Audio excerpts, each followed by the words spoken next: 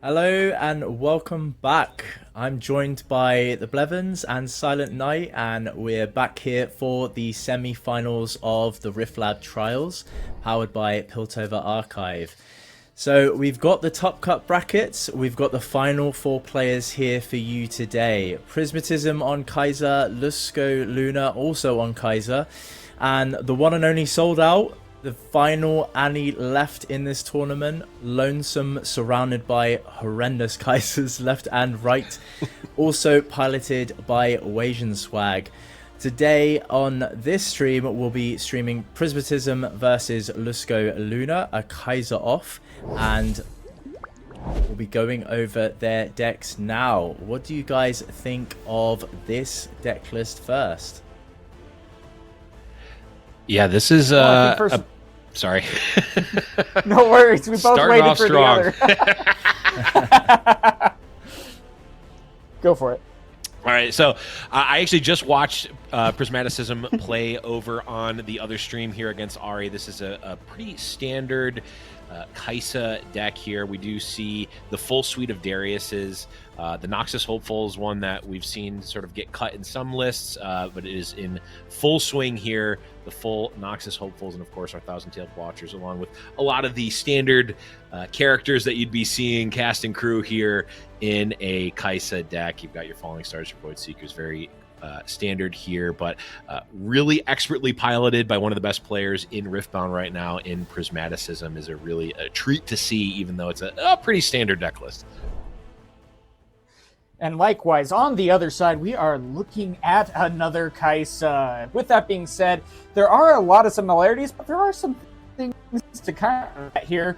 First off, Sprite Mother can be a very big difference maker on trying to go on the aggro side, getting an extra point as the Sprite comes in at the ready to be able to a battlefield. Not only that, we have been able to see Portal Rescue, which you don't necessarily see in these decks, but that could be something that makes a really big difference. We're going to jump straight into the game. The interesting thing I want to know is who is going first. See, in this matchup, we want to be seeing a kind of tempo lead from both sides. Who has the 2-drops? You know, one deck, I believe, only has 7 2-drops. The other has 8, so there's more chances of drawing them. But it does look like both players have drawn into their 2-drops. In fact, it looks like Lusco Luna has quite a few of them to choose from. So there'll be mulligan. He's already done his mulligan, so yeah, that's 3 2-drops in hand. Pretty rough. You do want some spells in this matchup, and it looks like Prismatism is going first. So he's slammed down his 2-drop, sat with his Void Seekers in hand, and it also looks like both players have started with Targon's Peak. They'll both be slamming down extra runes during their opponent's turn, and probably shooting some Hexrays and Void Seekers at one another. Yeah, likewise, right now, though, I mean, you look at the difference of hands here. At the same time, Luna does have a lot of cards to be able to get some things moving, at least in the early game, but you see on the other, that is just a very nice, well-rounded hand right there. And so you have the removal that you need with the spells, you have the low cost, you have the Darius with the cleave, you have a lot of tools in your arsenal, and Prismaticism is already going to be a very scary opponent to go against as a hand like that. Yeah, notably does not have any blue runes here. So if we do see smoke screens or something like that, may end up being an awkward scenario where, oh, just kidding, Kaisa does not care. Yeah, those are not. It just never matters, right? It just doesn't ever matter, right? Yeah, it'll only probably come in play if he has a Sprite Mother, which obviously we could see he doesn't have, so he's not too bothered about that. Will mean that the Kaiser ability can help later on if he was potentially at 6 and he wanted to play something like a Sprite Mother, or as a second card, a Smoke Screen, it could come into play. But yeah, right now I don't think he's too fussed. We do see the Falling Star being pulled by the Lusco Luna. I don't believe that's going to be too impactful unless we see multiple small drops, which we do see right now. So if you're going to utilize that, its best value is against those small units. whether it's 1, 2, or 3 power, or if you're going to hold it, you could use it in conjunction with something like a Stupefy or Smokescreen, which he does have in hand. So I think that's a really good combination to hold off and utilize later on in the game when we see Hopefuls and the Kaiser being placed down. If it is kept by Prismatism in the backfield, you do have the option of clearing it out with a Stupefy and the Falling Star, including another unit, which is super strong. And an interesting play here. We see the Void Seeker played by Prismat here on the Sentry, which does not seem like the type of play that would normally be made. You know, using a spell to actually kill the Sentry, which is giving your opponent a card. But as we can see on the stream, Prismat just needs some new cards, right? They need some earlier spells, some cheaper spells here, some action to play. So a bit of a sign of weakness, I would say, using that Void Seeker on such a low impact unit that not only is not very powerful, is literally drawing your opponent a card. So not ideal for Prismat, but necessary in this case. Yeah, and I really think here you're almost trying to stop the momentum of your opponent here. You're being like, okay, cool, because you have such a back and forth with these two decks clashing to where you're trying to do anything to give yourself a little bit more advantage. And luckily with the Void Seeker, you're able to draw cards yourself, but likewise, you're exactly right about that. That is a one might opponent that you just, or one might unit that you destroyed and giving your opponent a card. And so it's going to be interesting to see if, you know, do I want to save that for later, give my opponent a point, but then be able to use the Void Seeker later for something that could actually have a bigger impact on the game. I mean, we'll see how that plays out as well. Yeah, I think the one play that Prismat decided is, if I kill this unit, I could go up to 2 or 3 points if my opponent then doesn't play a Falling Star or something like that. It kind of forced Lusco into using his Fallen Star early, which means he now can't deal with this Kaiser at the backfield. So perhaps that's what Prismat decided. He's like, you know, this isn't the best upkeep, but, you know, I'm keeping the score ahead. It forces my opponent to have to deal with this unit. He doesn't have enough runes to accelerate something here unless he throws a Kaiser forward, which I could deal with. I have a second Void Seeker. So perhaps he was deciding, you know, further ahead. But it's a shame now that Lusco doesn't have the Falling Star, which would get a lot of value here into that Kaiser. He does go and conquer both here, going up to 2. Does forced into a bit of a sticky spot, pushing that Kaiser up with not much defense. Oof, the double Targon's Peak is so good to have. Yeah, with the double Stupefy, really helpful here because you could draw into something else. Yeah, double, it is very scary on the one hand to have double Targon's Peak, right? Your opponent has all of their runes up. They've got 6 cards in hand. So the range of cards that they can have is excessively wide here. It kind of gets to a point, though, where you go, yeah, I can't play around everything, so I'm going to just choose my spots here. If they have this card plus this card plus this card plus this card, okay, I wasn't going to beat that anyway, so I'm just going to choose not to play around every single iteration of every card. So it allows, it actually allows a bit of freedom to play a bit more risky in a scenario where they might not have normally if the range was smaller. And if the opponent doesn't have those cards, you end up actually being in a really good spot. And we may actually see that here as basically just the pair of Stupefies are around, which is not going to do enough against 2 7 might attackers here. Well, and likewise, both Heist decks are getting credit at cards and replacing what you're putting out. And so really what this might be coming down to in this series of 3 games is who is able to top deck the cards needed to be able to not only find the answers, but continue the momentum of rebuilding your board as you're going to be facing destruction from the battle and from as well.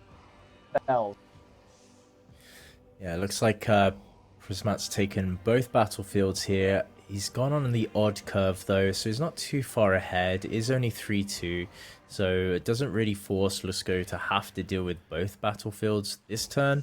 Sure, he can take over one pretty easily with a Darius and Cleave, which he might be forced into, especially when you're faced off against 6 cards up against him. playing against the potential of a Smokescreen, of a Void Seeker, which of course we could see that Prismat has. But you can't just sit back and let him score. So that's what he's going to go for here. He's going to go for the 10 might play. He will run into a Smokescreen here, which will put him down to 6, and a Void Seeker, which will damage him to 2. So that would be a trade that I think is fine for Prismat to take. It means that he's holding, he goes to 4, and his opponent is still at 2. So that's likely. I mean, he could even actually Hexray instead of the Void Seeker. No, he's going to go with the Void Seeker instead. He wants the draw, which does make sense. I'm going to get maximum value out of it. He draws into a unit, which is, again, fine. And that's the play he decides to take. So, yeah, trades.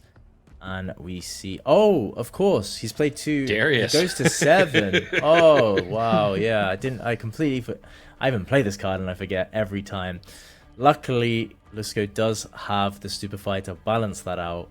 So it looks like it'll probably be a trade either way. Oh, no. He's going for the Hexray. Wow, that is rough. That is big for Prismat. Manages to hold. Uses the cards effectively. Uses his runes effectively. And you can see Lusco's reaction there is pretty frustrated with that.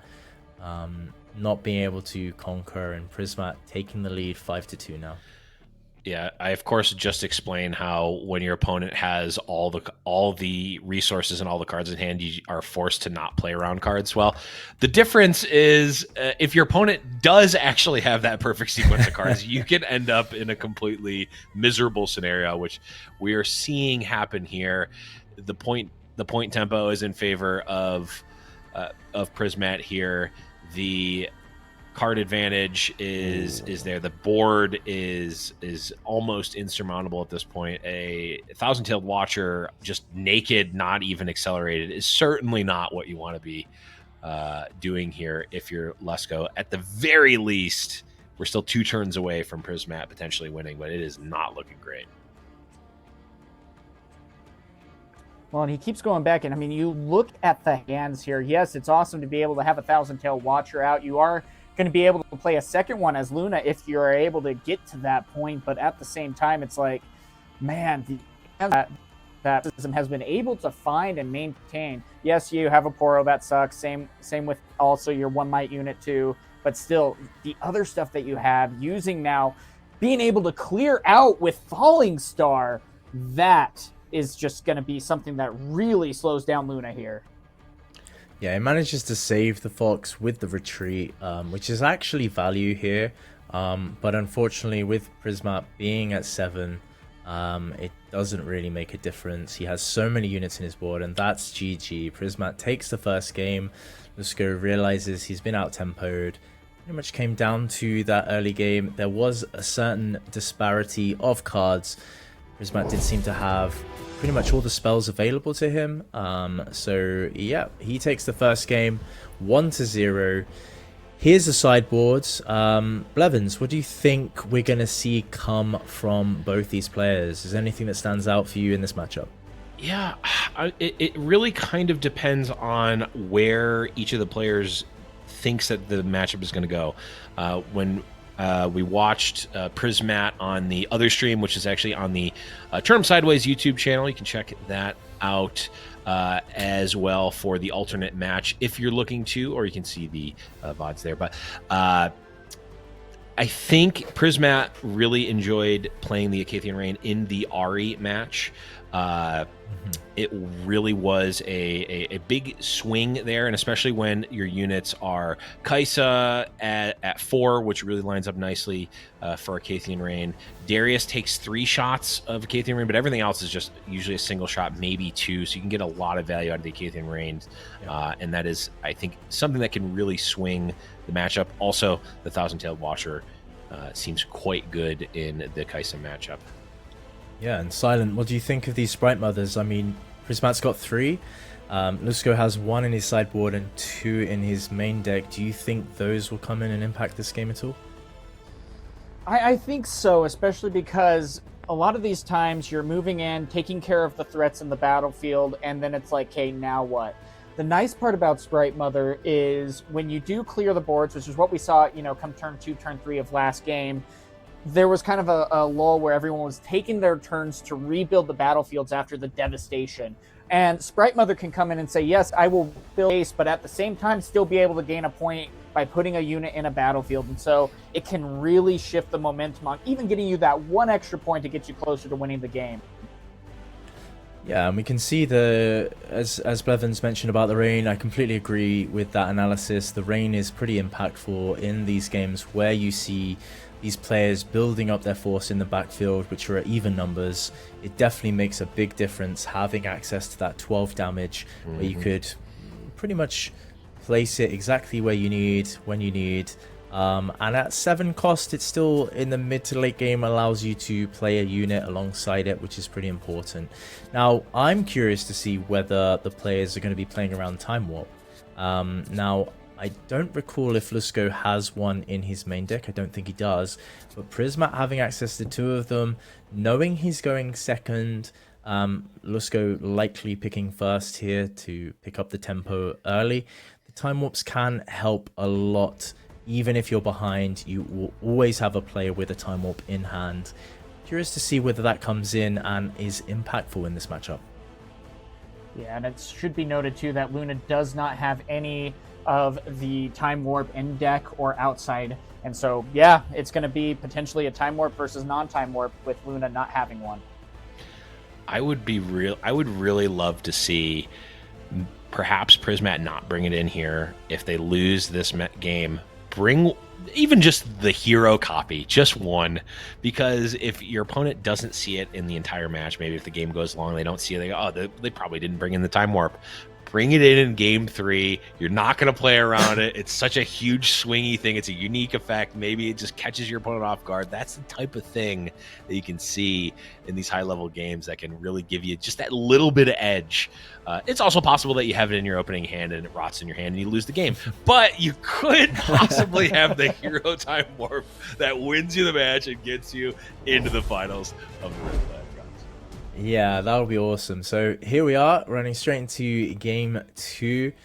Looks like the players are getting ready to start here. Not too sure who's going to be starting. I will assume that Lusco does take the first turn. Get to see the battlefields in a moment. We've seen both Targon's Peak used. Both players having access to Reaver's Row. It'll be quite funny to see both of those being played as well, where units are just bouncing back and forth. Absolute nightmare in the mirror. I've played it myself. Very frustrating. But we will see what happens in a moment. But yeah, going back to your point about the Time Warp. Yeah, it's definitely a bit of tech that maybe you just save for the third game. It's definitely going to come into play from the back foot if you are down. You've got your Time Warp. You don't need to conquer both battlefields. You just need to conquer one. It's usually a good thing to have, even if you are going second or first, if you have the tempo in play. But yeah, maybe Prismat is thinking, you know what? I'll save it for game 3. I accept that this is going to be a tough game going second, especially if he manages to draw the correct cards at the right time, pushes hard with his Sprite Mothers, and go from there. So yeah, Silent, how do you think this match will go now that Lusco is going first? That can be a pretty big difference maker here in and of itself, to be able to get that early momentum. Now again, what we saw was Falling Star can make a big difference in thwarting that momentum that you're trying to build early game, especially going first. And so Lusco might need to watch out for that and hope maybe that Prismaticism, watches out for that and doesn't have that in hand. But that's going to be the big thing. We are here in the semifinals. They have played so many games to get here, even not even considering the testing that they have done. There is a lot riding on this. And right now, Prismaticism is one game away, one victory away from making it to the finals. And Blevins, I'm curious to know your thoughts on this. If you know you're going first in a game, do you think that impacts your battlefield choice? Like, are you going to pick something that, you could utilize more going for first? Or do you think it's better to save a certain battlefield for a later date? Yeah, honestly, it's going to depend on your deck and the matchup. I think in general, it is one of the cooler things, in my opinion, about Riftbound is the ability to mix up battlefields. you know, to have a play draw battlefield. I think a few weeks ago in the Chinese regional, we saw the sort of innovation of Zon Warrens plus Mundo for Kaisa specifically for game 1. And then the Mundo comes out, Draven comes in, and it's like that blew my mind of like, oh, I have not even been thinking about that axis of deck building, and it's really exciting because it's just something that you would not really see in other card games. Yeah, I've noticed even when I'm creating decks, I might throw in 1 or 2 cards, specifically like you stated, you know, the Mundo getting affected by Zorn Warrens or other cards that like to use trash like the Vi, etc. Raza, you know, these cards are getting more value out of the more things you have in your trash. So Zorn Warrens comes into play. I'm curious to see whether some of these battlefields will have even more impact the later on we get through these sets. And I think that's a really cool addition to this game. And for those of you at home that are watching that may have not have played a lot of this game, it's certainly one of the most unique features of a TCG, and really comes into play when you do get involved in your own deck building or even copying those meta decks. You could see the kind of combinations of play that you gain from those battlefields, which is quite fascinating. Yeah, and I really think that the battlefields alone have added such a different dynamic to this game compared to other card games, especially because it's like it's been something that's really helped diversify and really not get people to figure out the meta right away and have just the most powerful decks. You've seen how much these decks have changed, even from when the cards were finally done being revealed to this point. And even the games that we saw in the regionals in China and things like that, this is almost completely different than what we've seen and how things have adjusted to being more favorable and just more consistent. Yeah, the sentiment that the game is ye the battle is short-sighted, I would say. We're seeing a lot of different diversity, and yeah, the battlefields really do add another wrinkle that I personally don't think has even been fully explored yet. So really an exciting time to be in a game like Riftbound, to be in the meta that we're in now. Even if it's a little bit dominated by a couple of decks, there's still a lot of play and a lot of deck building to be done. Yeah, and I think there's still going to be a lot of players out there playing around with ideas. There's plenty more sets to come. We've already seen some reveals of set 2. I'll be really interested to see what comes out, and we'll see some legends get even more cards. But anyway, let's look at this game. So looks like Lusco has taken an early lead here. He's established a 2-point lead. Now going to 2-1. Prismatism moving into Reaver's Row, deciding that he's not going to push into the Dreaming Tree. Now, the Dreaming Tree is going to get a lot of value for the person that holds this for the longest. You can even utilize cards such as Stupefy, cast it on your unit, even your opponent's turn, getting some really good value. So curious to see how valuable each player sees that battlefield, and whether they kind of over push, I would say, and over commit to hold on to that battlefield, get as much value as they can. We see on Lusco's side, he's got a retreat, which he can get some value from that. And then on the opposing side, Prismat doesn't have any self-targeting spells as of yet. So perhaps he's thinking, you know what, just going to use these spells to counter any push, do some damage. I've got the Hex Ray, let's get rid of that Mother and not bother with the Dreaming Tree just yet. Establish my backfield and then push back any press that Lusco decides to go in. I just really want to quickly point this this play that just happened out. The attack from Prismat. It makes a lot of sense. You're attacking into the Pouty Poro. It could have been a trade there. Lusco actually decides to retreat the Pouty Poro there because it's Reaver's Row, and Prismat ends up taking it. Doesn't want to play around any tricks. As we see, Prismat did not have anything. If Lusco just says, yeah, I'll pass priority, like Prismat is in I would consider a bit of a worse spot than they are now, but they got that extra point there. Huge. They were able to take that battlefield. They were able to take Reaver's Row. They're able to push that other unit out with what I would consider pretty much a bluff attack. And that is a really, really high-level play from a player that I've been covering for a long time in other card games as well. Like, that is the type of high-level play that you don't see out of a novice player, that you don't even really see out of a lot of high-level players. Is the type of play that you really need to understand the game and understand what is important, and have that confidence to bluff an attack like that to get that incremental advantage. And Prismat just did it. Yeah, exactly. And that's one of the more interesting parts here, and why we love also to bring you guys this gameplay as well, because you at home can be like, well, what are these players doing? How are they competing? What decisions are they making? Now, of course, we're not able to, unfortunately, go into the minds to even hear what they're thinking in this case, but even just to see their gameplay, the choices that they're making, and to be able to apply that to our own gameplay can just really help elevate our own gameplay at home. Yeah, completely agree. I know even from streaming, I've been picking up quite a lot. I mean, me personally, this is my first TCG, so I'm taking in a lot. I don't have anything to compare it to. But yeah, I'm learning a lot from all these great players. I played against Prismat recently in the tournament, and yeah, he demolished me. I learned a lot from the game though. And, I mean, I was doing well. I was at 4-0, beat some other good players, and then ran into Prismat, and he showed me actually how I should be playing Kaiser.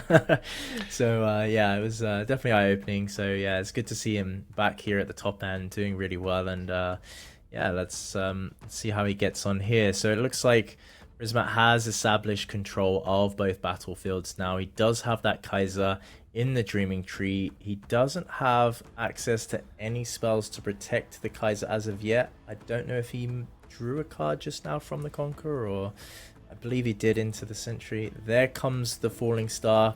Decides, you know what, I don't want you to have 2 or 3, even 3 units in your backfield. Let's just get rid of that. Let's use the Falling Star. It's not the best value, but you know what? We'll take it. Get rid of your unit. You now are forced into a play, which is playing an accelerated unit. I'm fine with that. Yeah, exactly. And now you're forcing your opponent to go ahead and use 2 cards. Has to use the Cleave with the Kaisa. That's a recycled rune on top of that as well. And again, you can see how the Falling Star in this mirror match can be a big momentum shift. He's only able now to go ahead and take 1 battlefield, whereas Prismaticism is able to score in Reaver's Row, and that could be a big difference maker, as now he swings in his Darius and be able to play a second card to potentially ready it up.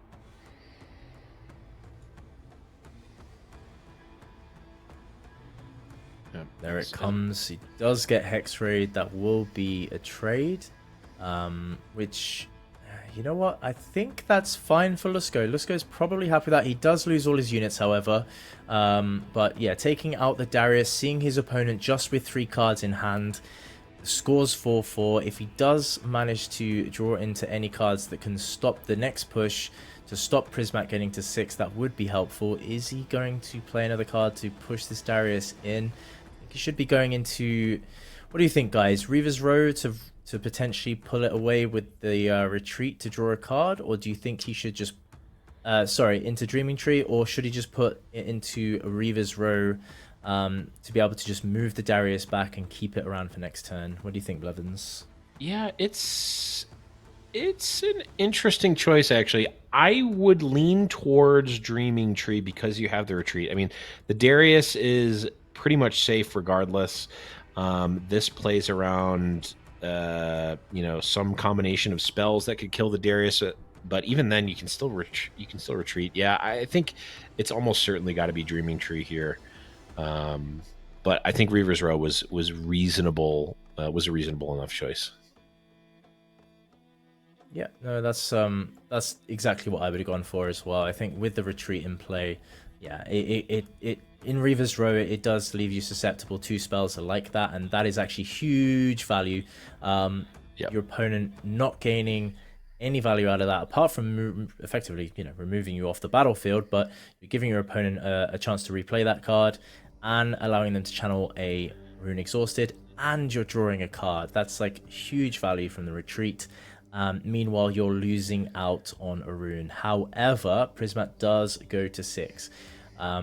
Will he now stack one of these battlefields to hold on to it? He decides not to. He says, you know what, I don't want to play into that Watcher. You've got too many runes. I'll see what you do and play around it. Yeah, well, speaking of Watcher, that is just if Prismat can find a Watcher, that's probably going to be game. Kaisa, very good at attacking, not so great at defending. I mean, we can see the hand now. Double Sprite Mother is okay at defending for one turn. Darius, quite poor at defending in general, especially when you don't have the spells to follow up to actually give him that +2 might bonus on your opponent's turn. And Thousand Tailed Watcher is a big unit, but does not defend very well.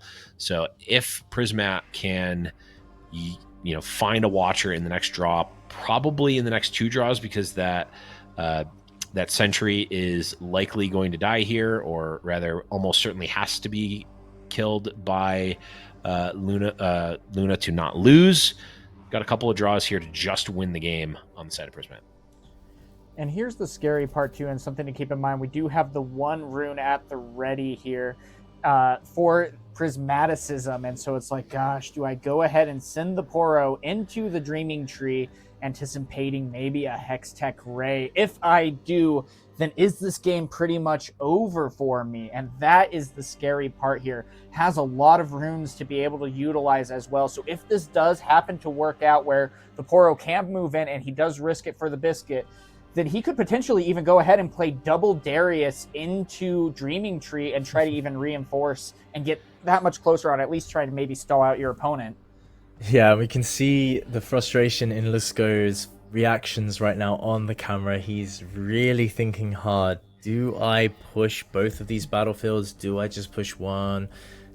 Does he have the Fox? Like, he's gonna go to 9. What can he play? He has 1 rune up. What can he do to counter this? Do I play double Accelerate? He's got a couple of options here. It is a bit of a frustrating hand, if I'm honest with you. He doesn't really want to be in this position. I think he would rather be the person with the 6 points playing into someone with a odd curve. So he's going to have to play into Prismat here. He decides to go for a trade here. Prismat just simply utilizes the Reaver's Row and gives him the point, or do you think he's going to take the trade? I think Prismat probably is going to retreat here. I would think there's just too much in the range. We already know he already knows that there is 1 Darius in hand, so that can be played. You have to imagine in 6 cards there's at least 1 other card that costs 5 or less. In fact, it's certainly impossible that there isn't, so Darius will be turned on regardless. I have to imagine that they're going to back up here. I think Luna is really just thinking, is it possible for me to beat a Thousand Tailed Watcher? And if it isn't, then just play as though Prismat doesn't have it.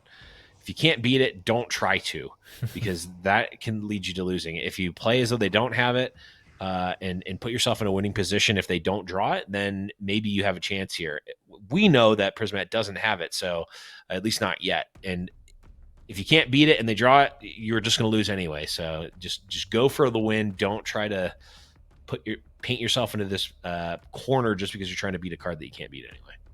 Yeah, I think he should actually take this trade. The reason why it kind of forces your opponent to have to accelerate potentially 2 units, right? He knows that your opponent loses this unit. Having the 2 Poro, of course, is nice if you manage to draw into a Watcher.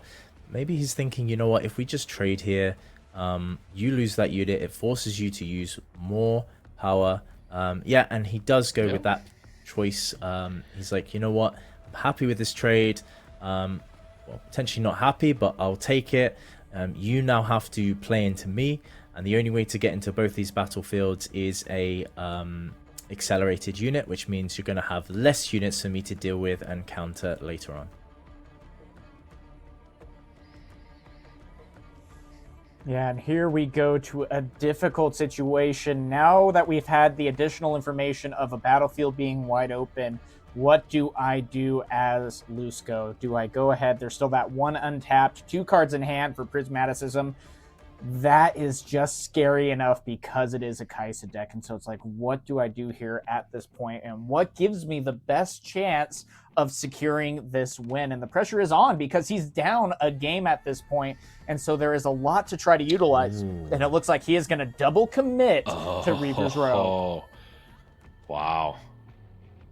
Ken Cool might. I mean, again, yeah, this is pretty much. It's what I was saying. Like, this loses to Watcher, yeah, but you're not planning on winning against Watcher. I don't think so. Just hey, this is a play that puts a. It is a potentially a winning line, so go for it. Yeah, I think he's decided that, you know what, if I go into both, there is potential of other cards beating 5 might separated, i.e. cleave or spells, etc. But, you know, he might not be able to deal with 10. Also, if I go into the Dreaming Tree, my opponent draws another card, giving him more chance. Looks like he's going to go with 7. Oh, that's 12. Oh, yeah, that looks like he's done it either way. 13, rather, yeah. Yeah, that's GG. The Darius off the top from the Yordle is enough for Prismat to take it down 2-0. Wow, what a game and what an ending. That was not on the cards. We were all looking at the Watcher and completely forgot about the Darius himself. He decides to rock up. The Yordle's like, we need some help over here. Bring that axe over. And took down both battlefields with no issues at all. Really good play by Prismat. He decided, you know what, let's see what's on my top deck. I got it. I can play it. Let's 2-0 this game. I don't want to play a third. Well, and here we go again with Prismaticism, finding the top deck that is needed to secure it. That Darius was exactly what was needed to win that game. And I mean, you saw just how close it was. And sometimes that's exactly what the grind can be with Kai'Sa going into that mirror match. Yeah, we saw Prismat in the previous match, like, win by margins, like very, very highly skilled play, but not high skilled play does not mean you win by a million miles every time. It is making the correct play on a very consistent basis, which sometimes, if you're not looking carefully, doesn't look like much. It's like, oh, they just moved their units, they just played their cards. Oh, they just were playing overpowered Kai'Sa. Oh, that's not good. Well, you see these small things like the Yordle taking that point early in the game, that if they didn't take that point, they may have been off by a turn, and all of a sudden this play doesn't make sense, and then they lose to the Watcher the next turn. Like, a little thing like that happened 5 turns previous allowed them to be in a position to draw that card that won them the game right there, and that is high level play in Riftbound, and I'm excited that we got to see it on stream. Yeah, you're completely right. I think what we've noticed is cards, or even decks as a whole, that can draw cards at least consistently or has multiple ways to draw cards, so you can get to your end game play is super important. And players that look forward ahead 2, 3, even 4 turns ahead and goes, right, what is my end game plan? I've got a number of options here. Let's put myself in the best position. Let's play this play on turn 2 where I'm actually perhaps not getting super ahead, but instead I'll sacrifice that and draw the card so I can start getting through the deck and finding the cards that I need. So yeah, 100% agree with you there, Blevins. Silent, who do you think you want to see in the finals? We're going to have that next. Well, I mean, we saw the potential of what Sold Out can do here, and with Annie, I would love to see an Annie Kai'Sa matchup, and we're gonna wait and see. But man, I mean, a huge congrats there to Prismaticism on making it to the finals in this case. I believe he did that in the first trials as well, and so it's gonna be interesting. Is he gonna be able to take it all right here? Well, if he does, I'll have to get a crown just for him. Yeah, it's going to be an awesome final game. It would be nice not to see another mirror, but hey, it doesn't matter. At the end of the day, we'll take it from the best players. It doesn't matter what they play. There's a reason why they're there.